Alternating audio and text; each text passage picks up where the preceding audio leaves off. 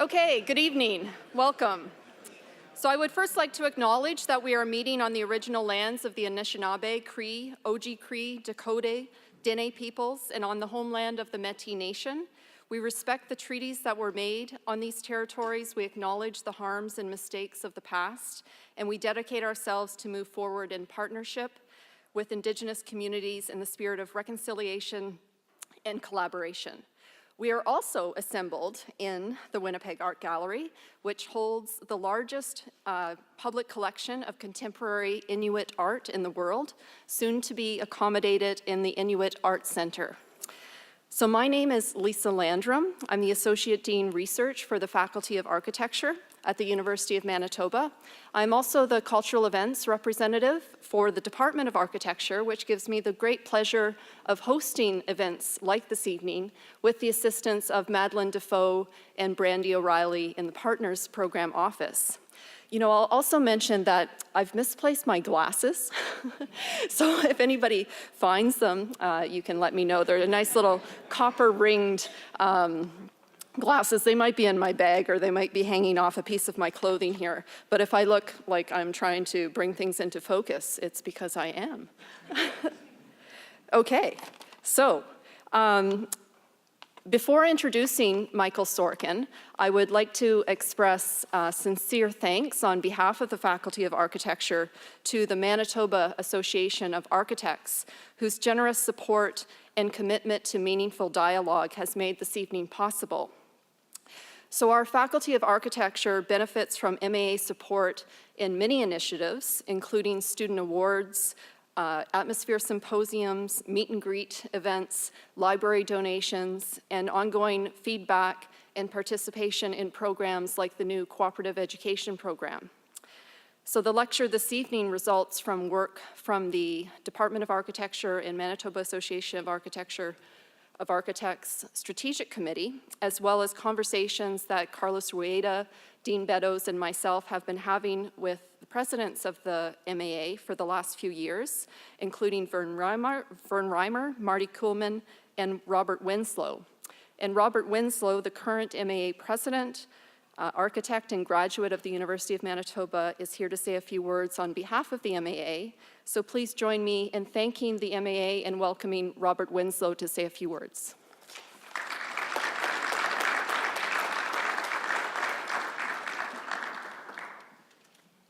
Thanks, Lisa.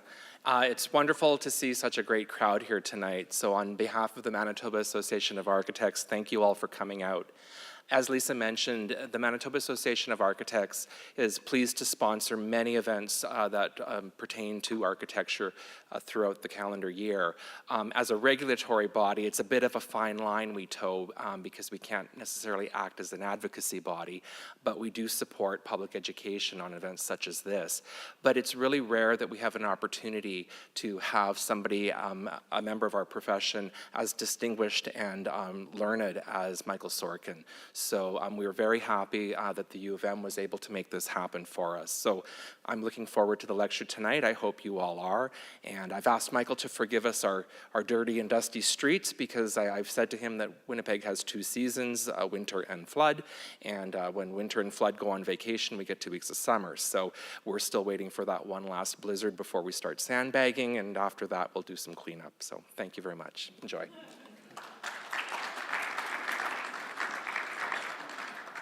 Great, thank you, Robert.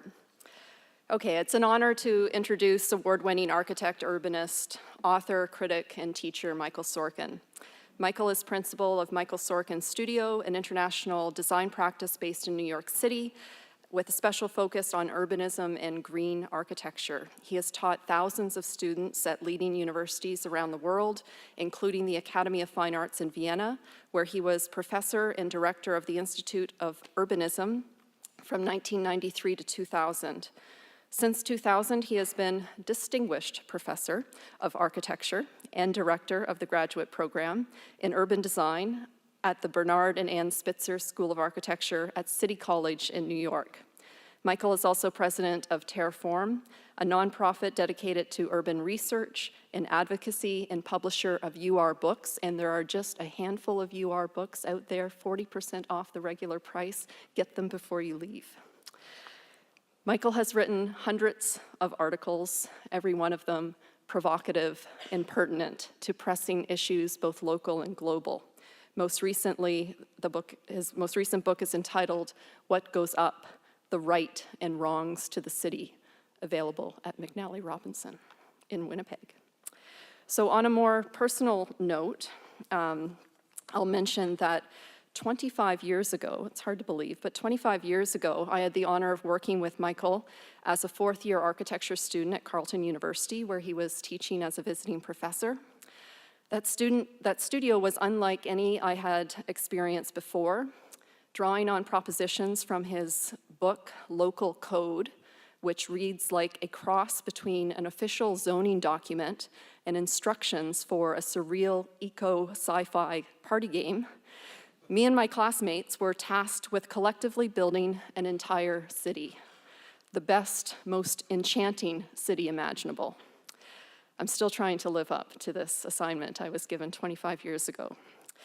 We made individual urbanograms and nabes, the most delightful sort of neighborhoods. We made, and we joined these together in a gigantic city model, an exquisite corpse the size of a small theatrical stage, prompting collaborative model-making gymnastics akin to multidimensional twister games. Together, we designed and discovered unmapped mysteriosos and tecton vector parades. We governed this city via role play as ministers of green, of blue, of movement, of recreation, of cocktails and entertainment, not to be forgotten. I learned many lessons in this studio. Two stand out. First, the productive pleasures of propinquity, of being physically close together, student by student, citizen by citizen, stranger by stranger, while negotiating possibilities and differences. And second, the regenerative correlation of new architectures and new words, the revelatory agency of neologisms, metaphoric speech, and critical, uncanny witticisms in making spaces that respond to the depths of desire and the heights of folly. So for some in the audience, this may be your first encounter with Michael's civic poetry, but alas, he has entitled his talk, The Last Lecture. I suspect this last lecture in Winnipeg will be like the avant-garde film Last Year at Marienbad, a high-stakes narrative labyrinth of reverberating reflections and tantalizing mise-en-abîmes. Please welcome Michael Sorkin.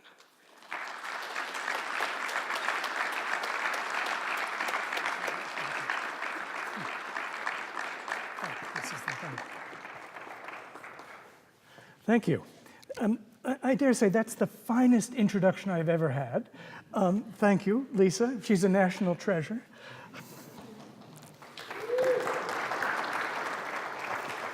And the best student I ever had as well. Okay, enough.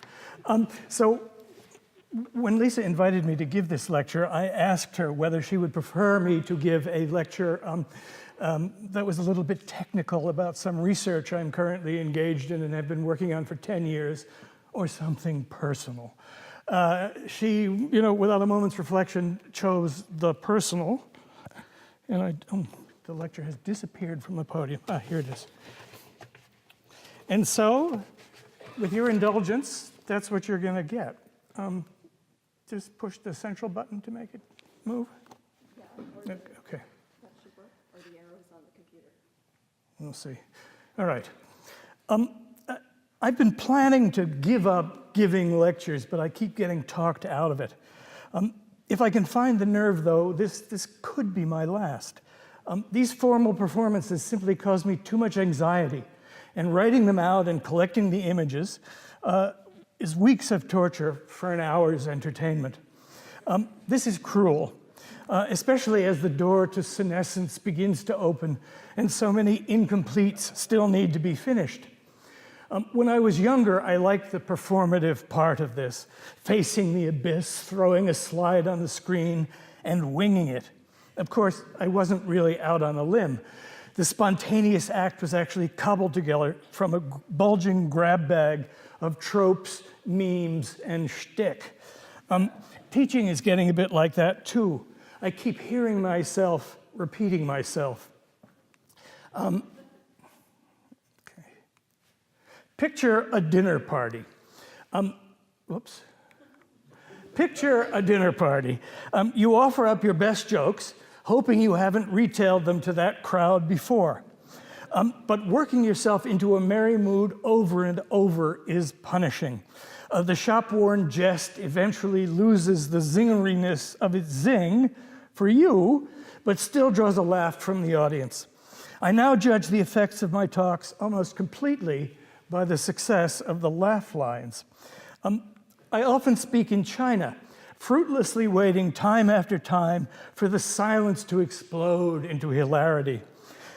At one lecture that was simultaneously translated for a big audience, an anecdote I thought was especially hilarious and that had always worked before didn't crack a smile.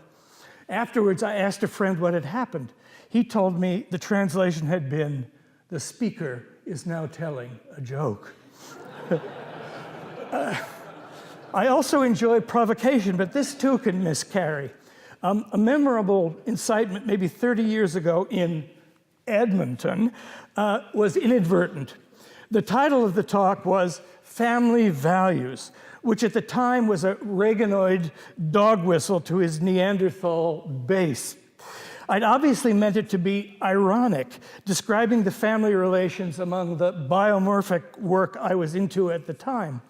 Unfortunately, this wasn't clear to some who'd heard about the lecture on the radio, and the first row of the auditorium was filled with actual fundamentalists who were mystified, then outraged. I guess I call that a success. There can be a narcotic out-of-body quality to performance, a relaxing immersion in your own other, waiting to nail it, but completely out of time as you do. I spent a year trying to be an actor in New York. I wasn't good. But because I was well-educated, well-spoken, and literate, I had a gift for cold auditions. Unlike many competing for the parts, kids who had moved directly from being starstruck high school thespians to a shot at Broadway, I had 3 university degrees and knew how to read and quickly assimilated the unfamiliar scripts I was handed. I got some parts. I have no voice, so you'll have to forgive me if I lubricate myself with the classic here. There will be a reference to it later.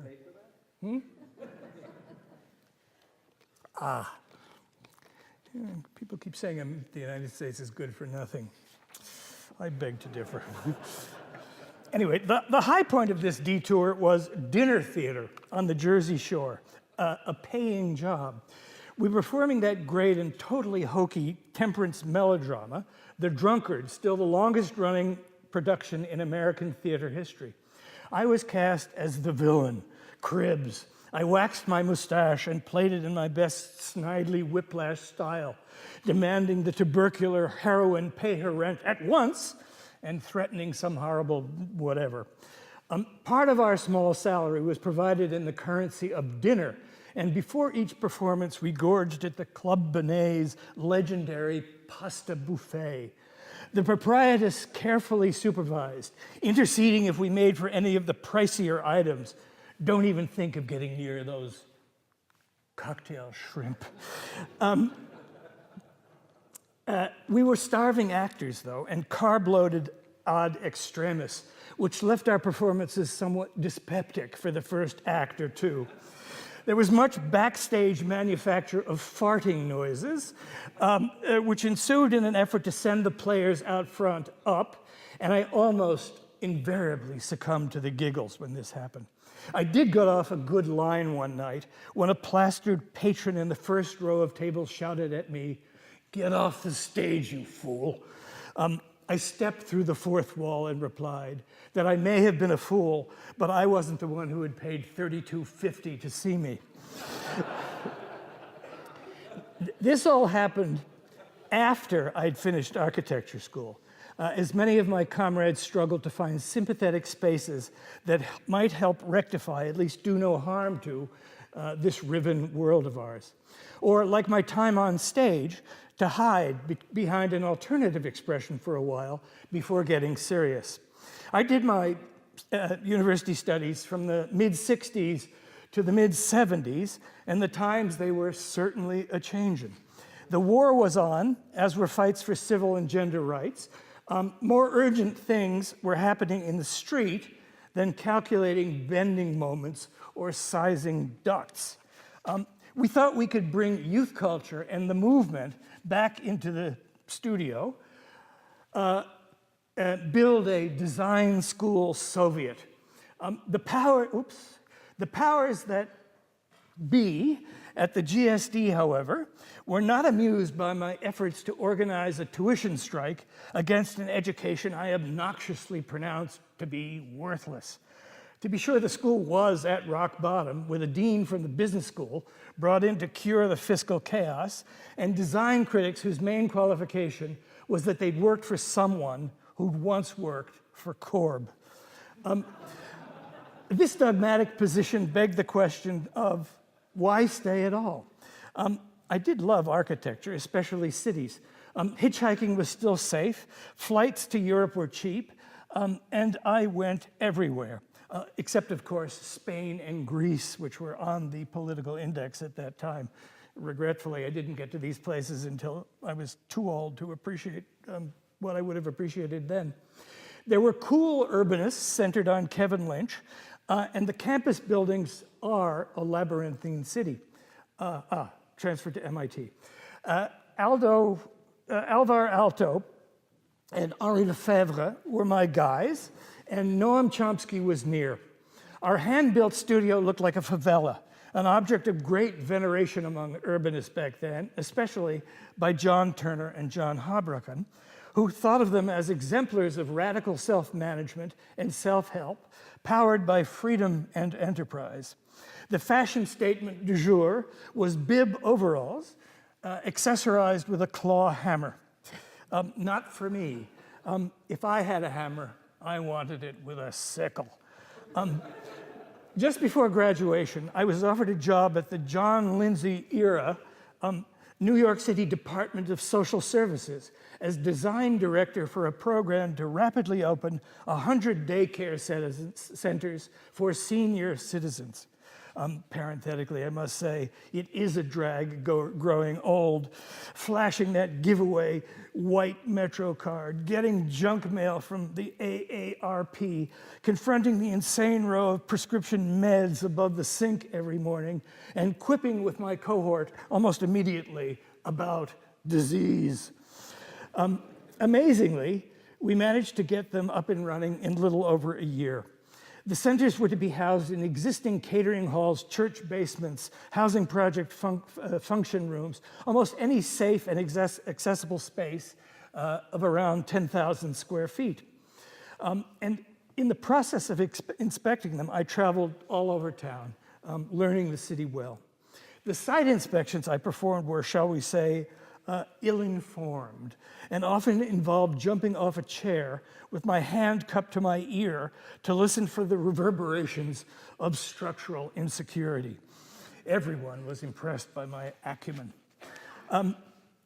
I was simply audience, though, for the spectacle of competing community organizations shamelessly pitching for the project. Fortunately, this choice was not my call. I deeply admired the equanimity of my colleague Thelma as she weighed competing claims from the Panthers and the Lubavitchers. Our little architectural department wasn't actually empowered to design the centers, but when the chosen community group submitted plans, drawn up by the cousin of the director, we redrew them overnight and let them know that should the plan they resubmitted resemble the one we'd given them, I'd be likely to improve. We'd invariably get back exactly what we'd drawn with a new title block. Excuse me. This might wind up being a 2 Coca-Cola lecture. There was one particular experience, maybe 2 decades ago, that was a major turning point.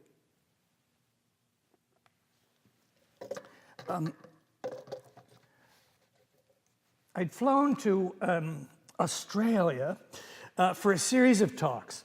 Most were picture shows of work, something I could pretty much do in my sleep. One, however, was to be about something bespoke. I can't remember what it was. And I decided to wing it from notes. Never a problem, you know, gift for gab and all that. Standing before a packed house, I unfolded my jumbo jet jottings, looked down at them, opened my mouth to speak, and froze. Complete mental paralysis. I couldn't say a word. There was excruciating silence as I eyed my notes, then the audience, then the notes again. Nothing. The organizers called for a break, took me in the garden, offered me water, whiskey, Coke, the kind on the left side, of course, and tried to buck me up for another go. No use. Not really stage fright, and the crowd was clearly friendly. Maybe sudden onset jet lag, or scariest of all, a panic of unknown origin. Unpredictable. Could strike again at any time. I began to write out my lectures.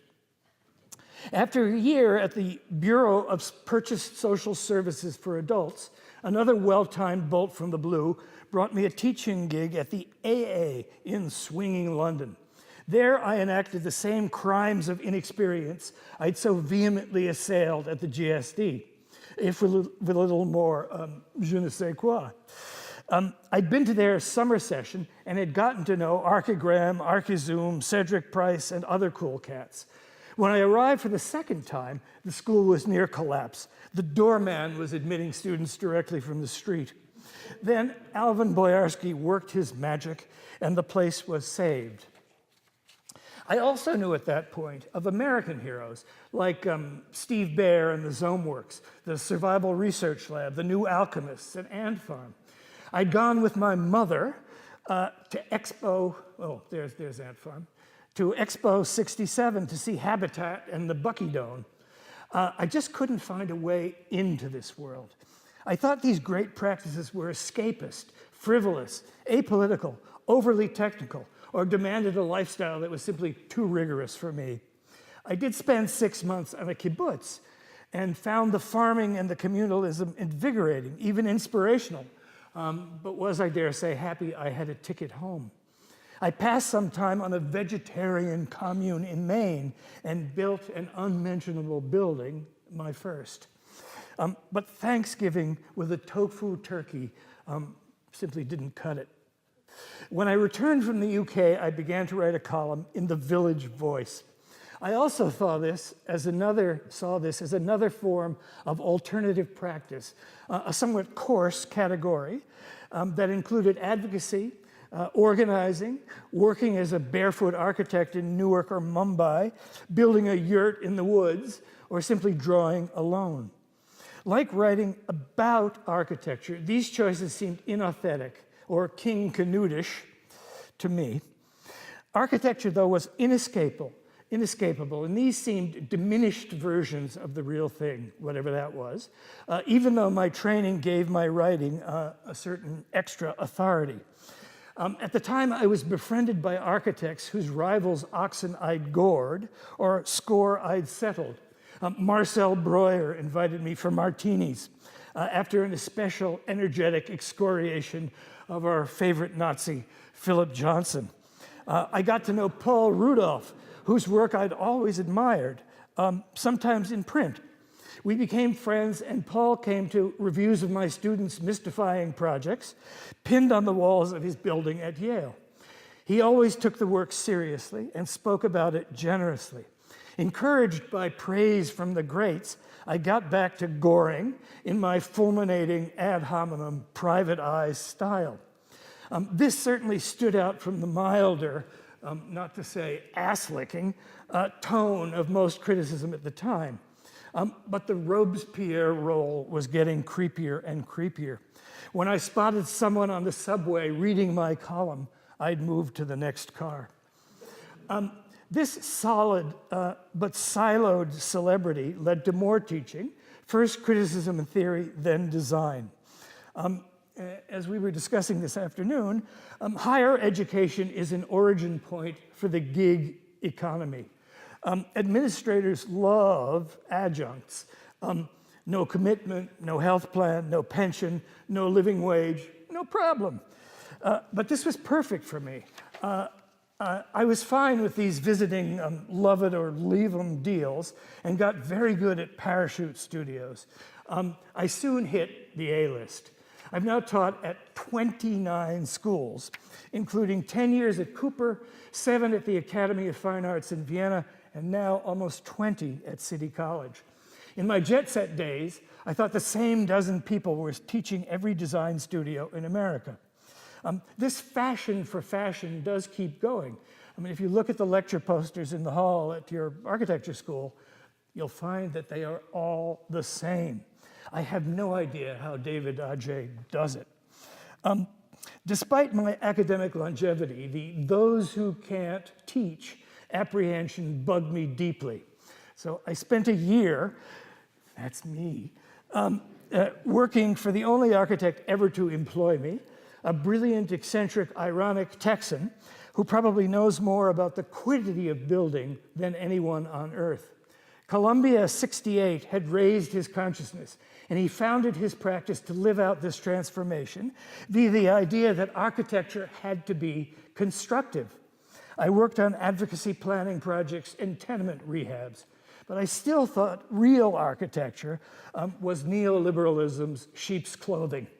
I looked at buildings and saw the man. Sometimes, though, the detailing was excellent. The first explicitly architectural demonstration I joined was organized by a group called the Architects' Resistance, TAR, outside the offices of SOM, then working on the Carlton Center, the centerpiece of apartheid Johannesburg. My placard suggested that somewhere upstairs, an architect was designing 2 bathrooms, one black, the other white. There were so many righteous groupuscules back then.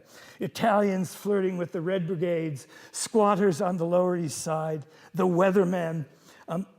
I'd launched a short duration groupuscule at MIT called REDS, Radical Environmental Designers. We put on a good conference. The keynoter was Murray Bookchin, which confirmed the choir in its views. And then school was over. I was never much of a 9-to-5er. This wasn't just circadian. I grew up in the suburbs, watching the ebb and flow of our commuter dads carpooling to their government jobs, wearing well-pressed suits and inoffensive ties, complaining about their idiot bosses when they got home. I should have worked for an architect I actually admired, say Herman Hertzberger or Giancarlo De Carlo, but I had taken on so many accidental opportunities, it was too late for me to be a beginner. Time to pursue my own project. New York rents were cheap, and I'd won a handsome sum on a TV quiz show, enabling a loft in Soho and a year of paid indecision.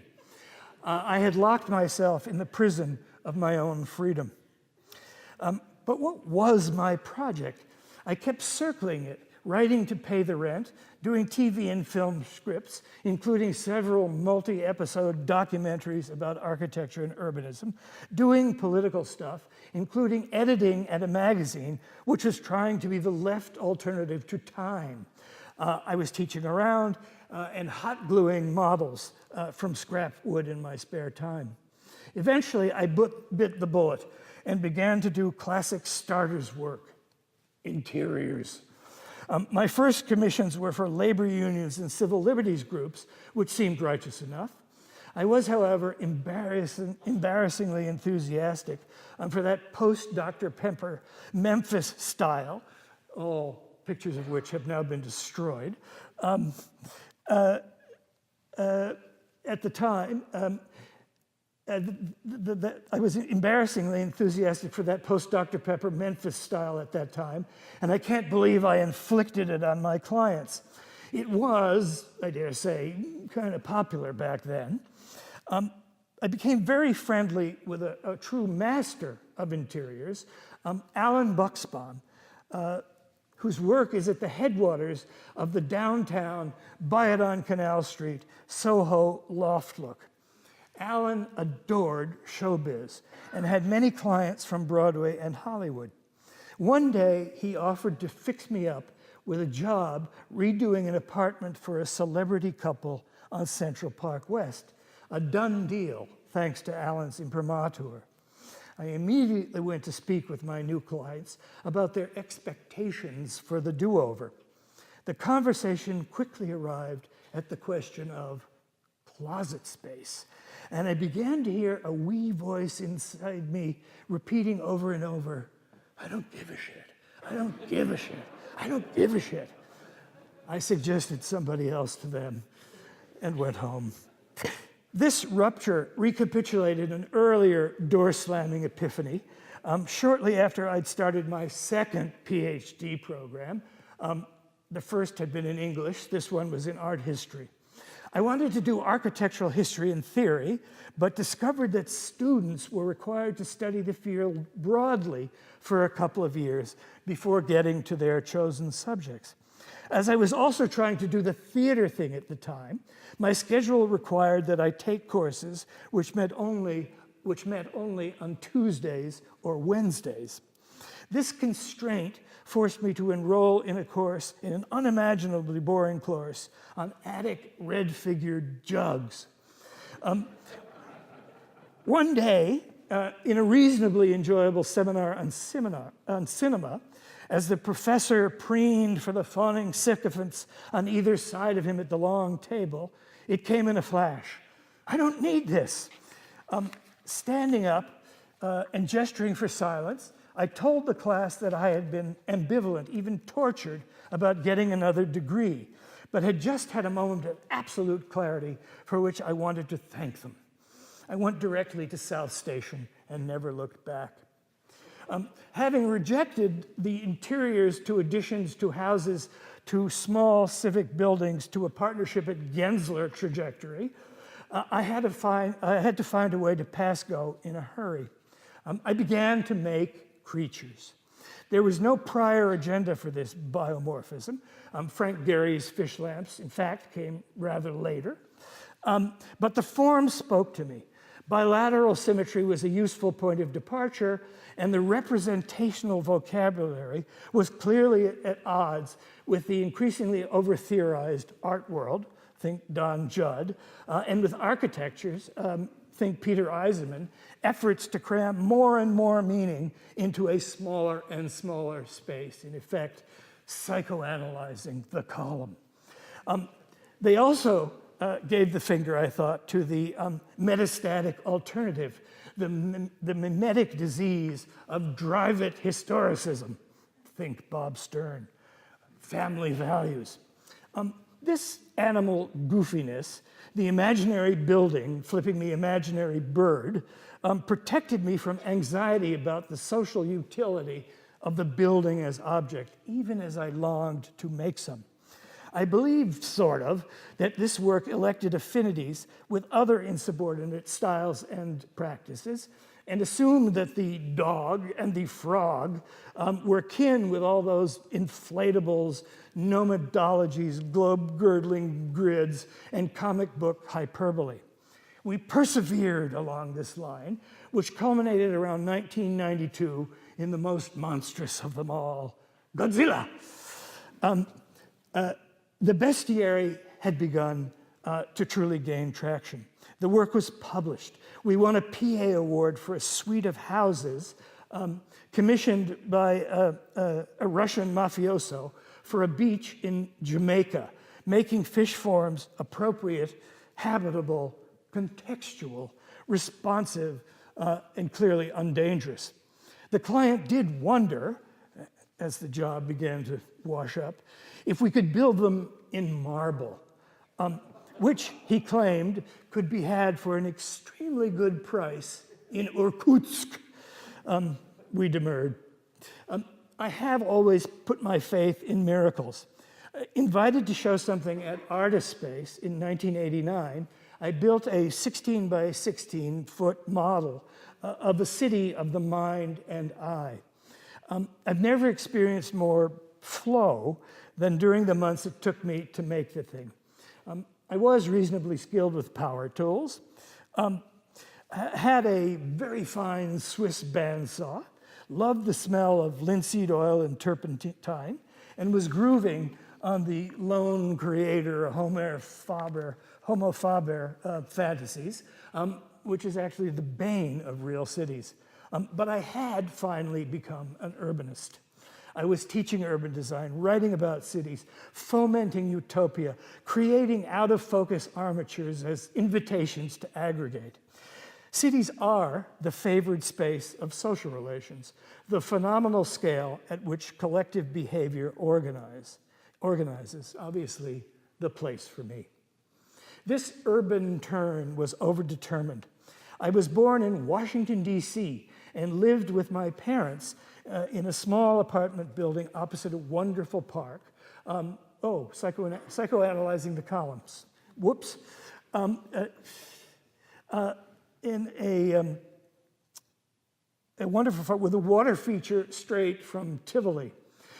Meridian Park was built in brownish concrete with a big pebble aggregate, very tactile and laid out formally, but with plenty of spaces to hide. And was completely delightful from my 4-year-old perspective. DC itself was a weird place, segregated, sleepy, southern, sterile. Employment was completely dominated by the government. My father, an engineer, worked for the Navy Department, having come down from New Jersey at the outbreak of war. Visits to his office were thrilling, especially for the enormous glass-encased model ships, accurate to the river, breathtaking to a boomer boy child, and long thereafter the object of my visual passion, drawn over and over at home on big sheets of manila paper. Planes followed, and even now my preferred pornography is Aviation Week, with its sexy interceptors, spaceships, high bypass turbine engines, super jumbos, urban air mobility systems, and especially post-crash forensics and cockpit voice recorder transcripts.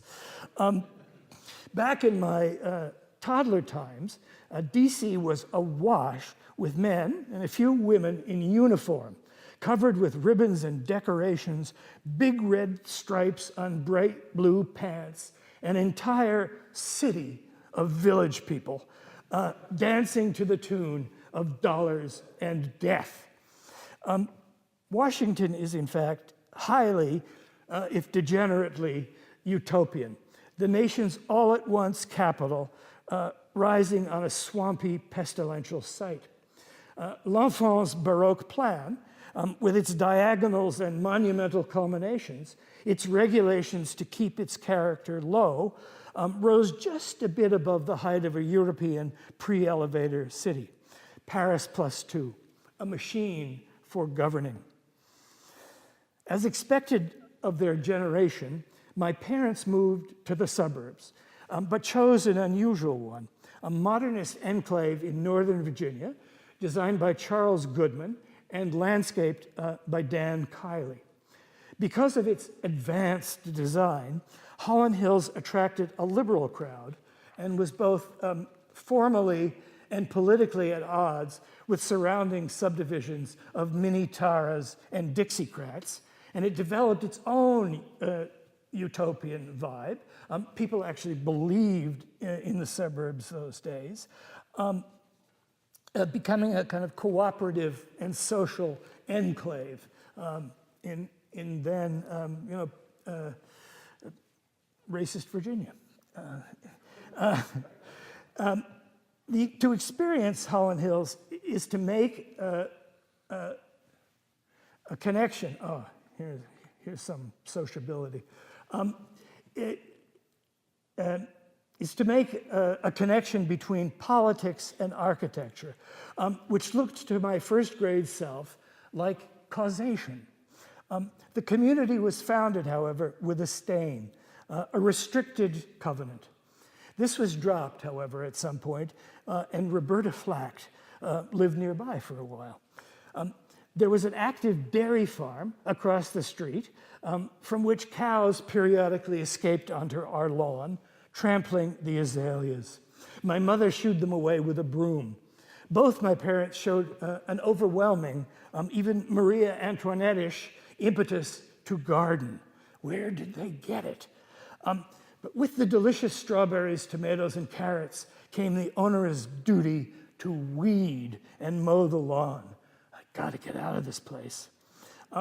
Holland Hills taught me about the intertwining of building and landscape, about how architecture could attract and incubate particular cultures and arrangements, about community, about the thermal insanity of glass houses in the sweltering DC summer.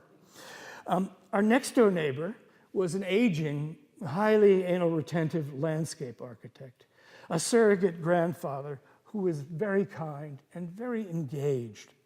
He'd worked for the Olmsted brothers and the TVA and had one of the most intensively and precisely cultivated half acres on the planet. I was sometimes allowed to bring my friends into his bedroom, where 100 neckties, ranging in color from beige to rust, hung in their spectrum order. A designed life. There was a tight gang of boomer kids, and we played and went to school together. An only child, though, I still felt hemmed in. My way out was riding my bike into DC to look at construction and to feel the urban energy. The biggest building site at the time was the huge urban renewal project in southwest DC. When I got there, the poor African-American population had long since been expelled and their homes destroyed. It was all cranes, concrete pours, and crushed memories. At the peak of these urban escapes, though, were holiday trips to New York. After tedious hours driving through flat, indifferent landscapes, it was exhilarating to arrive at the flaming dystopia of the New Jersey refineries, both harbinger and spectacle. Then out of a tunnel and into the city. Chaos on a grid with a coal-scented smell, a far cry from the asphyxiating fresh air that had drawn my parents to the healthy countryside, for the good of the child, of course. Maybe not their only motivation, but more than enough to increase my feelings of repulsion and guilt. I wanted to be a subway motorman racing through the thick of it. Fast forward to 1961. My mother, a devoted reader of The New Yorker since the 1930s, had a powerful thing for Lewis Mumford. Shortly after its publication, she gave me The City in History as a birthday gift. It became my Bible, as much for the images as the text. In Mumford's urban teleology, the long upward march of city development culminates, here's the city in history. The long upward march of city development culminates at Vallingby. This became my dream city. I developed an especially passionate attachment to those branching light poles with their spherical luminaires, part of a general fascination in the day with streetlights, gasoline pumps, and gas stations. Sunoco was long on top until those Elliott Noyes mobile stations came along. I knew more about Sven Markelius than any other 12-year-old in the metropolitan area. I loved the idea of Sweden. I also loved Brasilia and attempted to make a model of the assembly building when I was in grammar school. Not knowing how to construct a dome, I used 2 half grapefruits. Closer to home, I loved Reston. America builds a new town, which was rising on the other side of the county, near Saarinen's Dulles Airport, another pilgrimage site. Modernism straight up, in service to the optimism of cities from scratch, and I bought in. I wonder how my trajectory might have been different had Mon given me Jane Jacobs, Death and Light was published the same year as the Mumford, instead of Mumford. The big model shares family values with a series of, as described by Lisa, exquisite corpse-style, rule-based urban exercises, urbanograms, that I've been doing with students for years. I was very busy with Utopia, and one project was the book that Lisa mentioned, called Local Code, that described an imaginary city via an imaginary building code, which I attempted to articulate without any direct prescription of form. In 1994, we were invited to be part of a show about urbanism at the Museum of Contemporary Art in Los Angeles. We decided, what else, to design a complete new city, and the result was Weed, Arizona, which sought to nail a few basic propositions.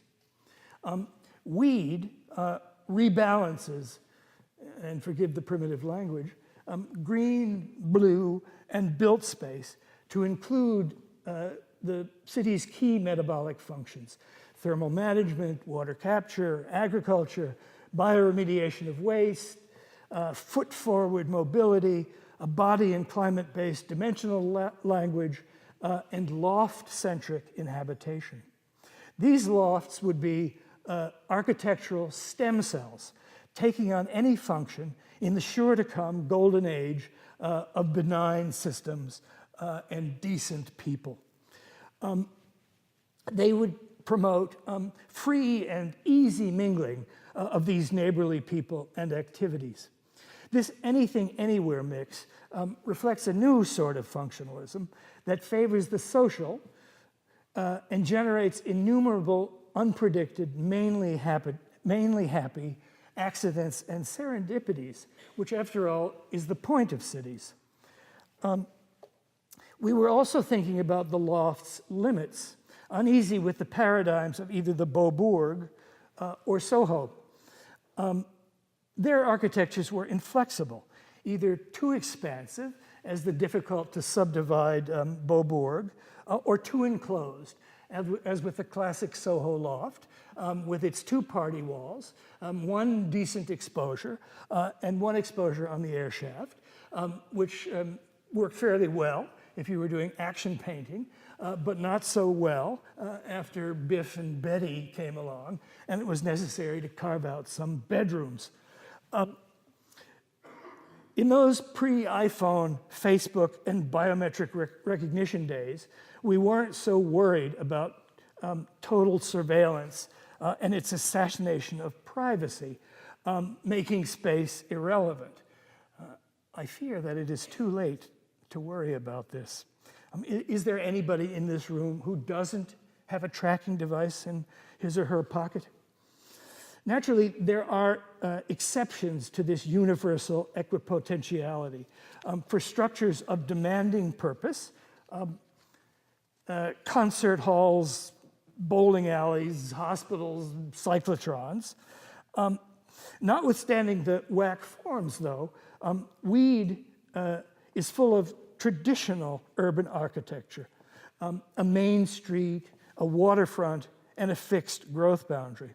We were also thinking about that much bruited peace dividend, and that it might be real, that the death economy would soon turn to life. So we thought of turning military bases into cities and soldiers into builders. Weed occupies a small corner of the vast Yuma Proving Ground. Aspiring to both autonomy and benign regulation, Weed proclaims the urgency of building new cities in many forms as an antidote to runaway megametropoli, slums, and sprawl. The global urban population is growing by more than 1 million people a week. How many cities is that every year? The urban DNA is all there in Weed. When did we start this lecture? 6-ish? Okay. So there's time. It's perfectly timed. The urban DNA is all there in weed and connects our speculative with our real projects. One compelling force in reifying this distinction is our colonization by China, and with it the opportunity to design actual cities, districts, neighborhoods, and buildings ab ovo. In the great 1964 film by Jean-Luc Godard, Bande à part, there's a hilarious scene in which Anna Karina, Sammy Frey, and Claude Brasseur attempt to beat the 9-minute and 45-second record for running through the entirety of the Louvre. They knock 2 seconds off the time. The ironic seizure of this silly record, first set by someone oblivious to the actual art, an American, makes its point about Philistinism and latitude. But that trio rushing by a sequence of pictures and frames, I think also riffs on the technology of film itself, suggesting that recording more frames per second can increase the density of what's projected. Its flip side is stop-time animation, where filming fewer frames per second accelerates the opening of a flower or the construction of a building. The two speeds simultaneously distort and enhance the gaze, shifting from rumination and appreciation for the individual object to the competitive consumption of art in general, an empty vessel awaiting commodification. A fine metaphor, too, for the asynchronous, everything branded character of today's daily life. Cities and the right to them are an antidote. As an homage to Godard, I will now attempt to set the record for the most projects shown in under 9 minutes. I predict this will be unsuccessful, maybe even incomprehensible. But one last historical prelude. In 2005, my practice underwent a long-planned mitosis and split into a professional practice, Sorkin Studio, and a nonprofit called Terraform, which conducts research, makes mainly unsolicited design interventions in a variety of vexed urban situations, and now publishes books under the UR imprint. I had optimistically thought that we'd flourish in China, and the commercial side of the operation would cross-subsidize our WE NGO. Alas, they both hemorrhage cash, and the end of the month is always a crisis. Some of our books are available outside. Please buy a few, dozen. Weed, there they are. Some good ones coming. Weed was quickly followed by Neurasia, a calmer translation into a different vernacular. Low-rise buildings we thought would be attractive to migrants from the countryside.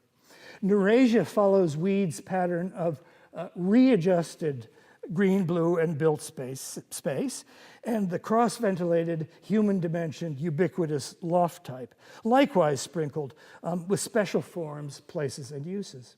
Anticipating by decades the Belt and Road, it was to lie along an imaginary line from Hong Kong to Hanoi,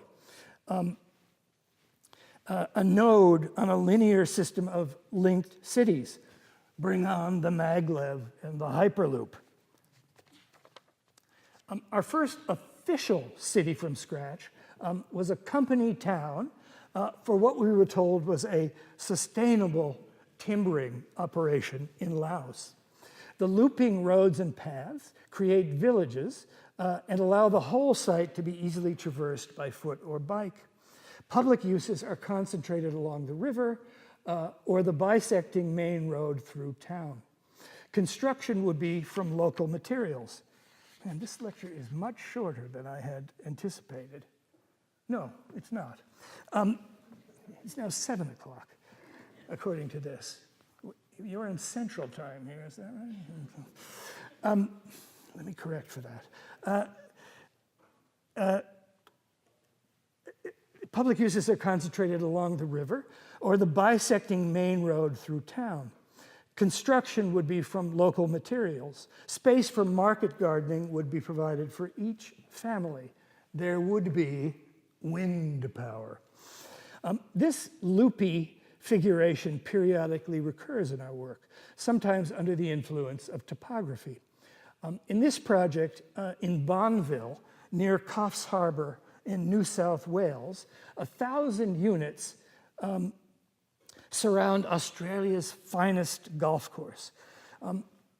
As in the Laos scheme, there's a town center along the main road to serve these distributed village clusters, as well as a broader public, as well as for a broader public coming to play golf, visit the museum, gallery, hotel, shops, or casinos. This slide is of a different project. It's in the wrong place. I'll tell you when we come to the right place. Bonneville is linked by a network of solar-powered golf carts, a pretty benign form of mobility.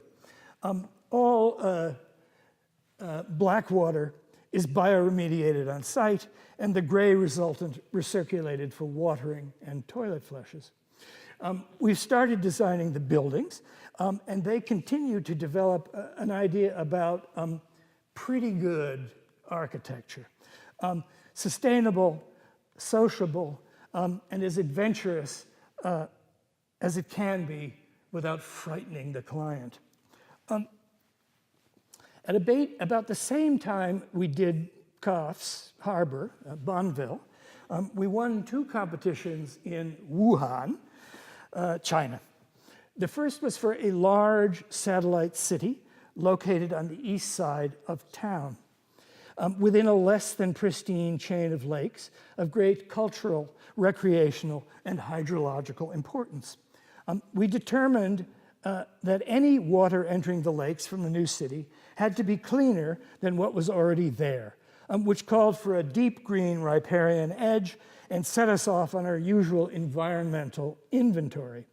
Every project we do is designed and vetted to maximize metabolic autonomy via well-distributed systems, including, as I said, energy, water, waste, mobility, harmonization of population on site, with numbers of jobs on site, not necessarily a one-to-one match between the actual people and the jobs, recreation, healthcare, cultural facilities, and so on.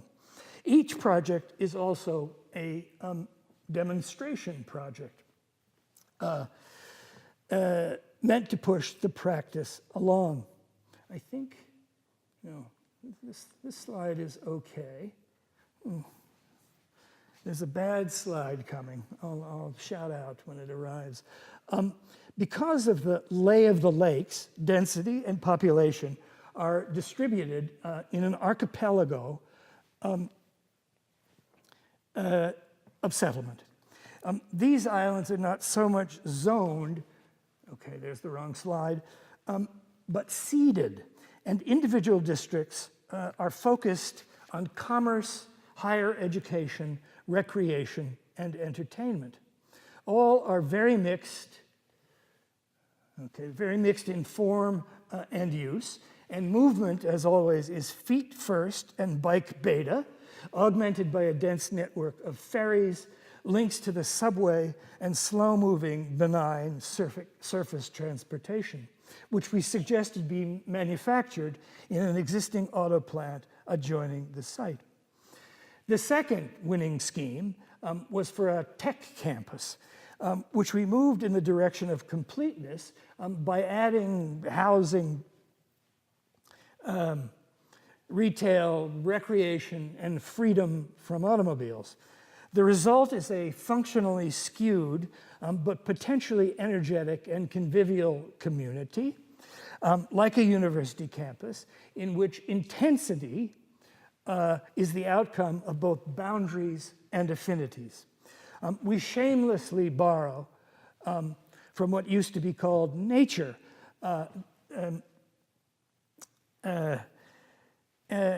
from Flora and Fauna, and also from Geomorphology these days. Another winning design, and here the slides are truly messed up. It was so easier in the days of paper slides. For a real university city in Xi'an and its economic hinterland comes from the widely used playbook of urban development that says, if you build Stanford, Silicon Valley will guaranteed ensue. Because of site boundaries and surroundings, I'm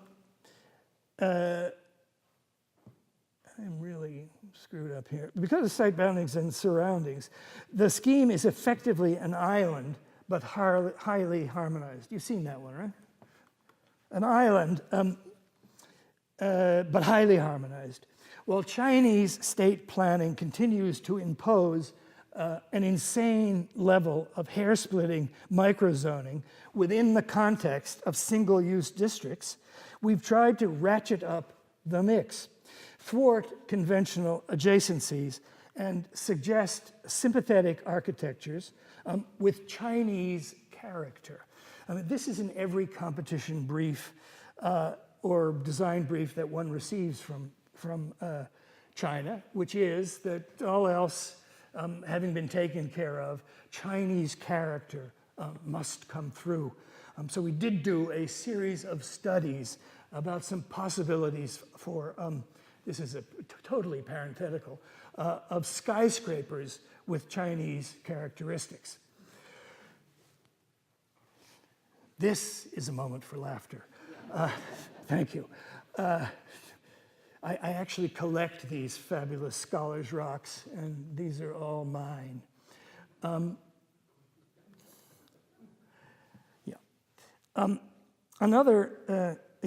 We've been there. We've done a lot of competitions and won the majority of them. In every case so far, though, the victory was the end of our involvement.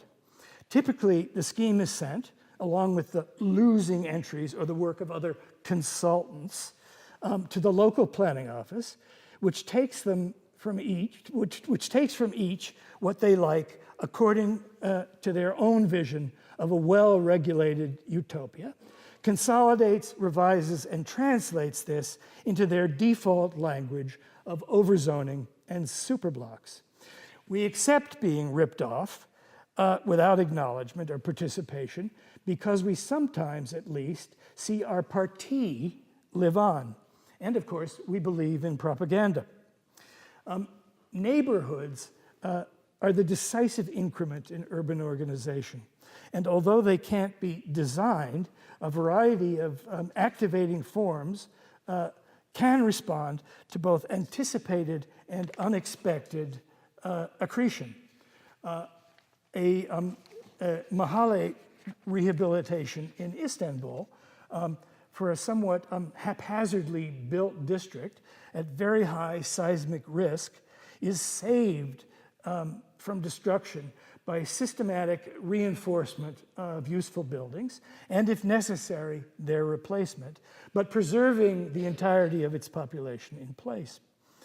Threaded with greenways linked to adjacent neighborhoods and checkered by small agricultural plots that were once abundant on this side of town.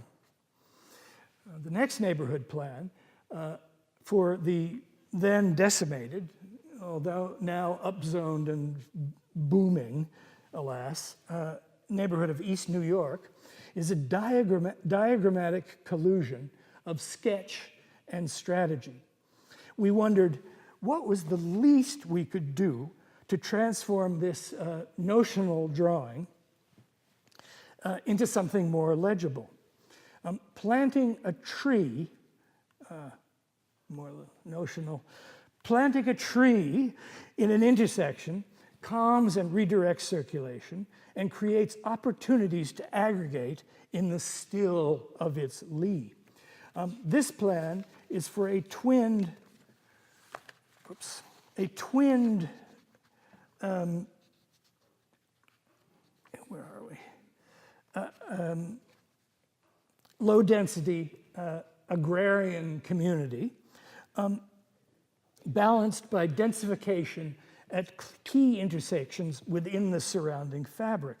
So the red represents the densification of fabric at intersections, and the green and the new forms are new construction of these agrarian houses. There are, of course, many other possibilities for a place like this. District and neighborhood scale greenfill plans for Xi'an and Chengdu, which are mixed together in this next presentation, are organized around circular central parks. I don't know why the figure of the circle recurs so often in my work, but I do know that circles have the most efficient area to perimeter ratio in all of Euclid, maximizing building sites directly on the park, which is the kind of answer you prepare when a planning official asks you, why that circle? We mixed things up as much as we could and confronted the major formal issue in Chinese urbanism, the superblock, which is generally a container for flocks of cloned towers. We downscaled the big blocks, introduced a more variegated massing, and extensively utilized mid-rise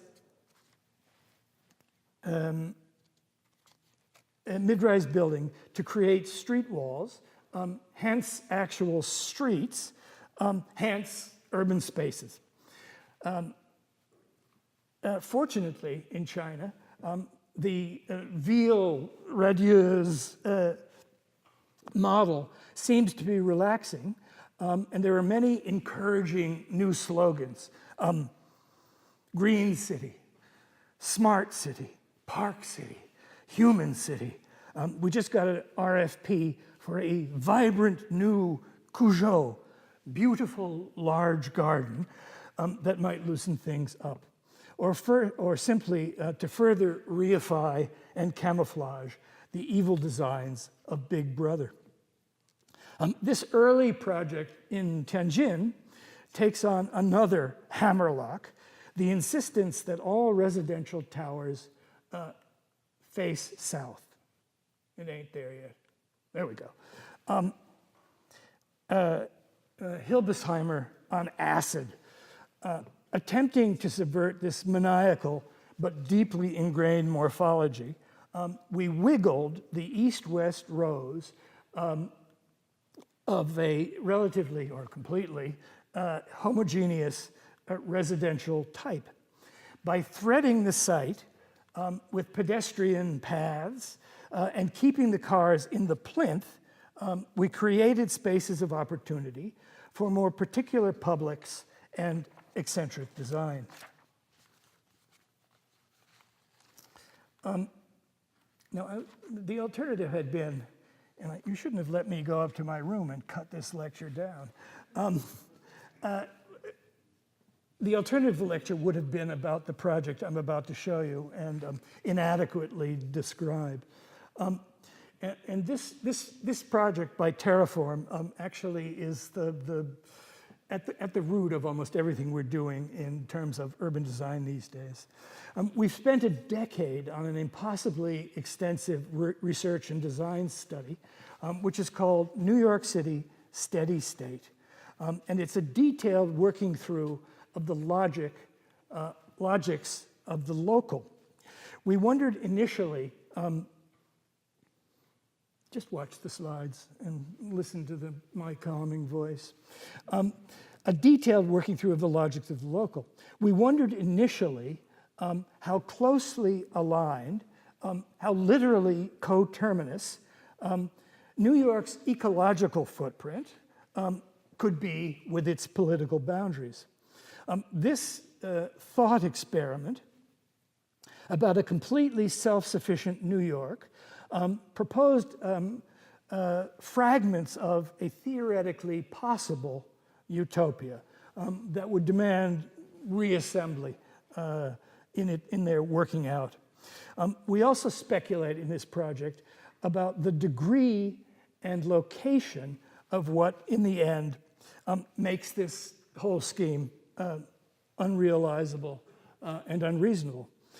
The study investigates all of the familiar metabolisms, and we began our work with food, as everybody has been for the last decade.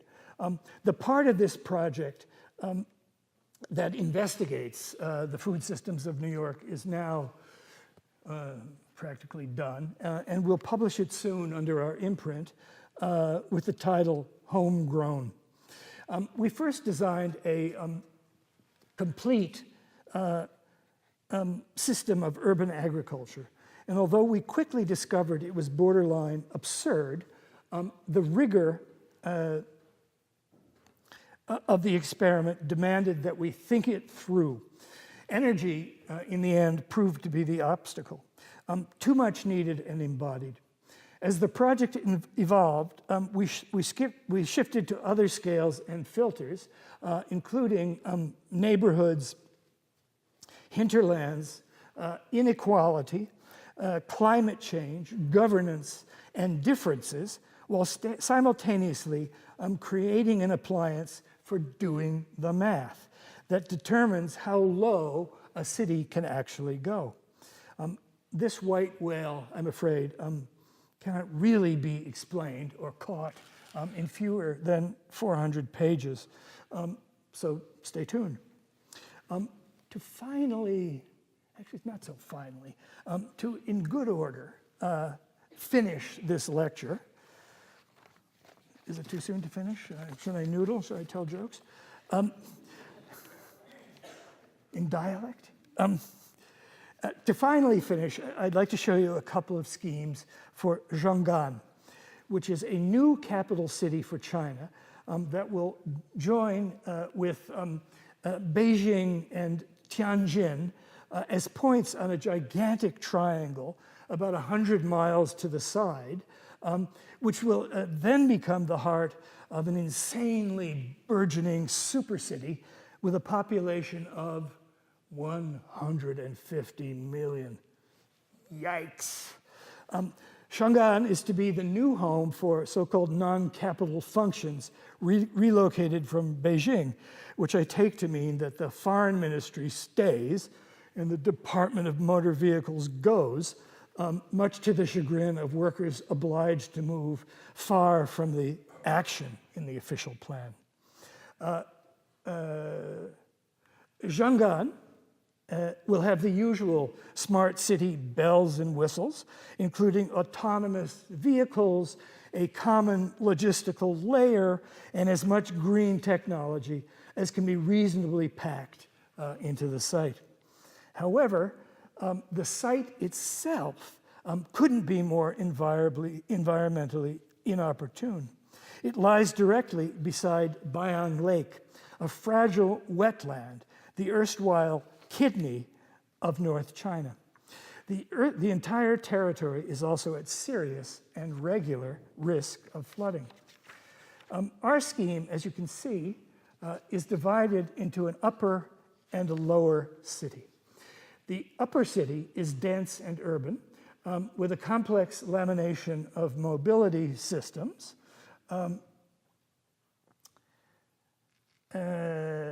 I see what's coming, and I don't know why. With a complex lamination of mobility systems, a regular small block form, a low profile. Let's see if the right slide is there. Oh, here, this is the one we want. Extensive ceremonial and environmental infrastructure. There's some environmental infrastructure. In contrast, the lower city is largely green, dotted with villages. In our original submission, these were actually existing villages and farms that the authorities described during our orientation visit as having no value, and they planned to wipe them out. Of course, we aimed for a high autonomy quotient, or AQ, and the city is self-sufficient in energy, utilizing solar, waste-to-energy, abundant geothermal, and wind systems, is a closed loop for solid and liquid wastes, and can grow around 15% of its fruit and veggies within its boundaries. And these are out of order, so I'm going to kind of click forward and then back. So here is one of the highly ceremonial places in the city. Long debate whether to include Taiwan. We knew the authorities frowned on the idea. And now, let me now go back. It's the edge of town. This is the laminar transportation system with the high-speed rail, the subway, the traffic, and then the ground plane, which is car-free, populated, according to the Chinese, with autonomous vehicles, with bikes and people on foot. So let me go back. Have we seen these? They're lovely. But you've got them fixed in mind. So, which one is there? This is the key drawing. I mean, compare that drawing. That's our scheme, which the authorities took to produce this scheme, which they claim to be their own.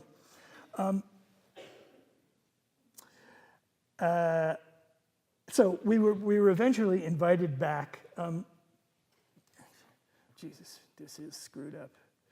We were eventually invited back, here we are, to work on a smaller portion of the site at the bottom of that India-shaped lower city, based on that official consolidated plan.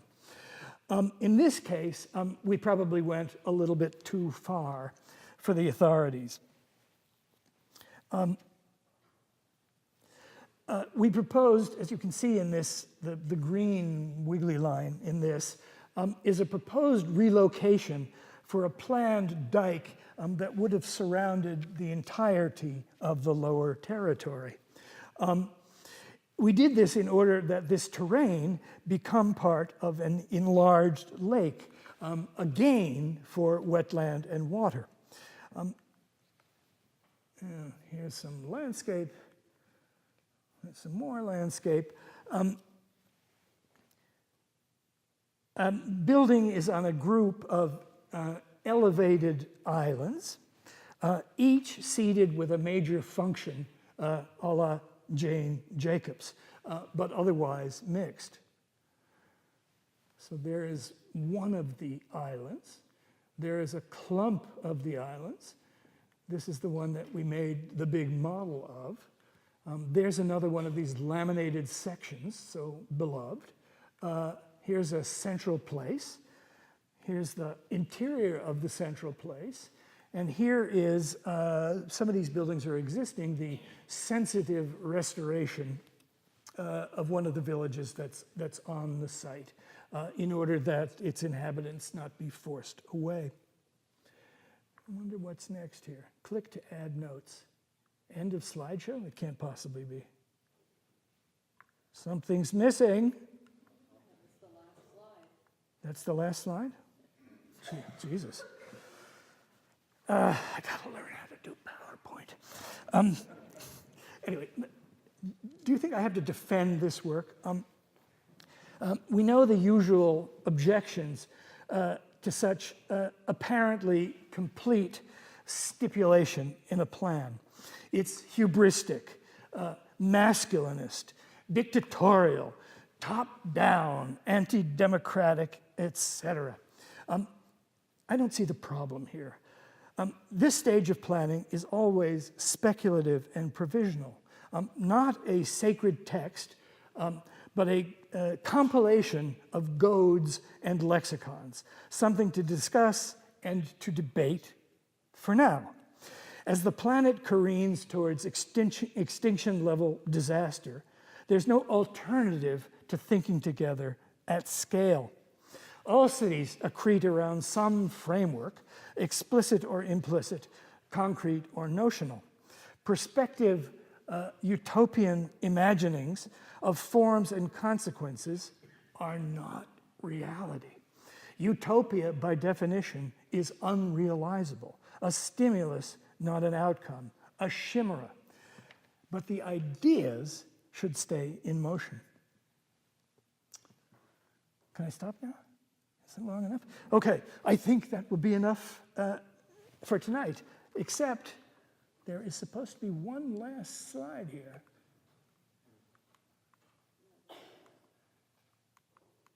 Damnation. Well, the last slide is of a more recent biomorphic building called the Jellyfish. Please go to our website and track it down.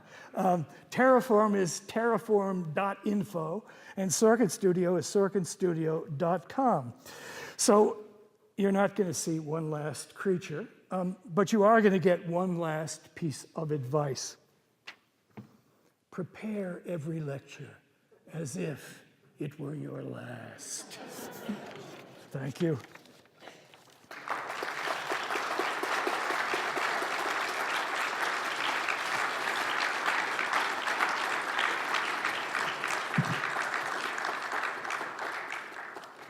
Is there a Q&A thing? Yeah, sure. I'm sure Michael will take a couple questions. Depending. I have one. Ready. Something struck me, well, many things struck me during your lecture. There was one expression about halfway through. You said that Homo faber is the bane of cities. Wait a minute. Just to prove that something is screwed up here.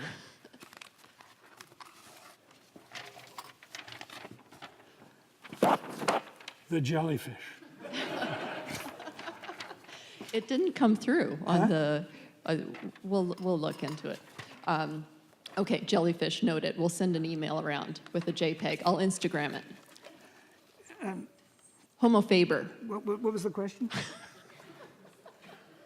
Halfway through the lecture, you said that Homo faber is the bane of cities. Only if there's only one. Could you say what you mean by that? I'm simply referring to something commensurate with the vision of the lone artist, the sole actor, who, based on his genius, builds the city as if by himself. And the faber there, the making, maybe being in the absence of thinking or the utopian thinking. Could be. Yeah. But the problem with utopia, I think, that style of thinking is how long it remains concentrated in the mind of a kind of singular designer. I mean, one of the reasons that exercise that we did, I think, was successful was that it was a kind of demonstration project, which was meant to affirm the notion that working collectively, it was possible to make something that was both coherent yet unexpected. And I think that's what the project of cities is really about. It's a Bernie Sanders-ism. I mean, every sentence he concludes, we're going to get the billionaire class, and that's what this campaign is all about. Sorry, I'm voting for him. I just sent him $100. Are there any other questions? I can come to you with a microphone. Lawrence. Oh, and there's also a microphone over there, but I'll get there faster. Thanks very much.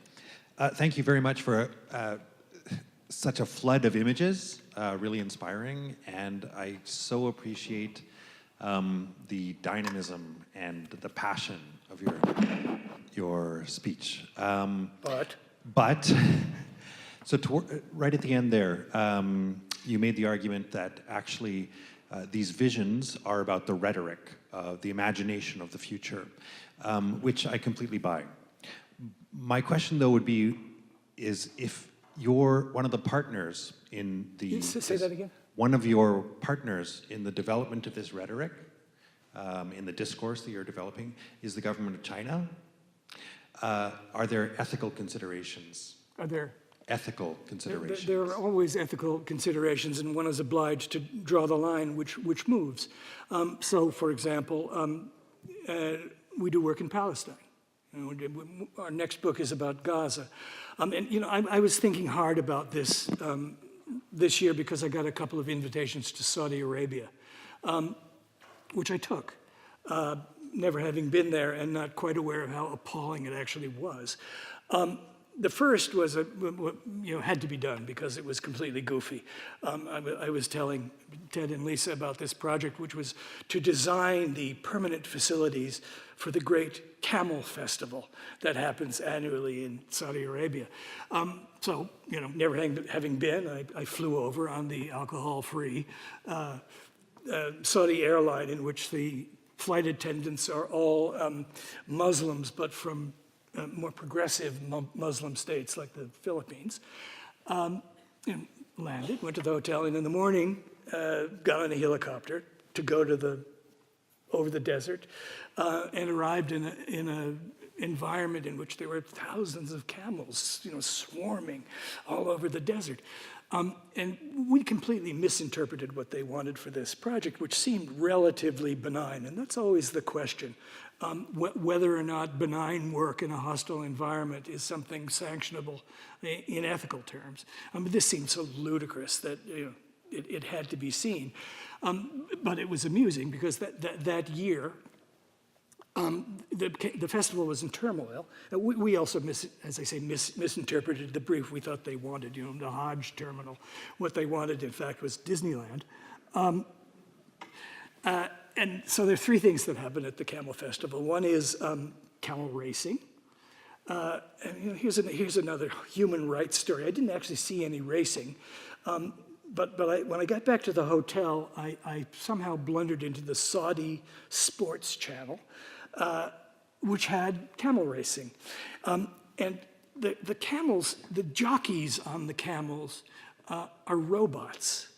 Are you aware of this? So they have one rope arm attached to a kind of radio-directed drill. And so on command from the owner of the camel, who's driving on a parallel track in his white pickup truck, the rope arm begins to flail and strike the camel. And in the robot, there's also a microphone, so the owner in the pickup truck can scream at the camel. And the reason for these robots is that the quality one seeks in a jockey is lightweight. And apparently, the camel racing business had devolved to a point where 6-year-old children were being recruited as camels. So I guess one has to say that's a kind of progress, but bizarre. So the other two aspects of the Camel Festival were buying and selling, of course, and a beauty contest for camels. We saw the camels trotting by, the judges seated in a row of chairs on the track, and we didn't really understand the standard by which this judgment was being made. And it did turn out that this festival that year was scandalous, and that 50 camels had been disqualified for Botox. Which inevitably begs the question of where. So it did seem, again, when you're in Absurdistan, you sort of have to go with it. It seemed that one of the markers of camel beauty is the pendulousness of the lower lip, which apparently was where the Botox was being applied. I went back to Saudi Arabia to speak at a conference in an auditorium that had a curtain down the middle. There's women on this side, men on this side. And it was the first conference about urban something or other. And I was the person who was meant to talk about public space. So I started gathering images, Tahrir Square, Tunisia. And I had 6 or 7 of these, and I thought to myself, I'm going to get killed. And then I thought to myself, fuck it. So I showed these slides, and in fact, they had an interestingly liberating effect on the audience in two dimensions. One, people felt empowered to question the officials on the stage. And second, women thought that this was directed at them. Somehow it was a metaphor for the nature of their confinement and this system of separate higher education for men and women. So I'm kind of happy that I did that. I don't think I would take a project there. But that's certainly the villain du jour. Yeah, sure. One can begin to inventory the kinds of projects one would not do, and I think must. Yeah, it's like I was saying to somebody, you know, in the days when I was hitchhiking as a college student, when it was, you know, in the 60s, when it was, you know, anybody with long hair would pick up anybody else with long hair, and it was safe and fun. You know, so saw the great cities of Europe, but forbid myself to go to either Spain, to Franco Spain, or to fascist Greece, you know, two of the hottest spots on the tourist agenda, which I never saw until much later in life. But I think one travels with one's apprehensions and standards. Yeah, no, it's a misery if architects don't think about them. As in that Skidmore, Owings and Merrill, you know, apartheid South Africa, I don't think so. But there are arguments you can make for, you know, on the one side there's the absurd arguments about heightening contradictions. On the other side, there are the sympathetic arguments about helping those people who are oppressed. This is the whole problem with the BDS thing, is that, you know, I know radical academics in Israel. And I continue to have relations with them, and ambivalent about whether this totalizing boycott cannot find some nuance. I'm not sure at this point. And my last experience over there was some years ago and was dreadful in terms of the politics. But, you know, we've done this project on Gaza, which apparently is going to be exhibited at the Palestine Museum in Ramallah. So we're kind of excited about that. But yeah, I've done this series of projects about that part of the Middle East. And two of them are published. One of them, which was the effective predecessor of this Gaza project, began as a conference in which equal numbers of Palestinian, Israeli, and other architects and planners gathered in Bellagio.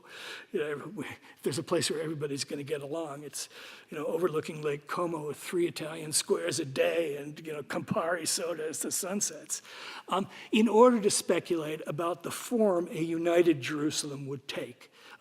Somehow, again, the fantasy that you're able to set aside certain issues in order to address certain others is also deeply problematic. But I think we were successful, and there is a book called The Next Jerusalem, pretty fat, which looks at these projects. The next project that I did was a pure screed, a book called Against the Wall, which was a series of arguments against the so-called security fence. You know, we'll have one in the southern border soon. And now we're doing this Gaza project, which somehow is returning and recapitulating the first idea, which is that whatever else Gaza is, it's also urban. And it is their way of addressing urban questions, not outside of politics, but with a certain amount of optimism. And when I say I believe in propaganda, I believe in the propaganda of optimism. And I think that as architects and designers, the way we express our optimism is through optimistic representations and arguments.